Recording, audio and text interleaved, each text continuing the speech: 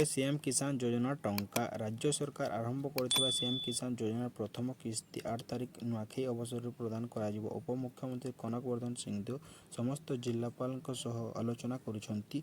उपमुख्यमंत्री कहिसंती जे ई चाष आप जरिया डिजिटल फसल सर्वेक्षण करा जाउछि। एथिरे कृषक फसल और जमी तथ्य सरकार पाखरे पहुंची पारुछि। ए सर्वेक्षण चलित मास 30 तारिख पर्यंत चलिबो। सर्वेक्षण आधार चाषी माने सीएम किसान तथ्य अनेक अन्यान्य योजना अंतर्गत आर्थिक सुविधा पाई पारिबे। एहार प्रथम किस्ती सेप्टेम्बर 8 तारिख नुआखाई दिन डीबीडी माध्यम प्रदान करा जिवो। सीएम किसान रु बाद पड़िथिबा समस्त योग्य चाषी एथिरे उपकृत होई पारिबे बोली उपमुख्यमंत्री श्री सिंहदेव कहिसंती। एही योजना रे राज्य सरकार 2टी किस्ती रे 4000 टंका प्रदान करिबे बोले निष्पत्ति होईछि।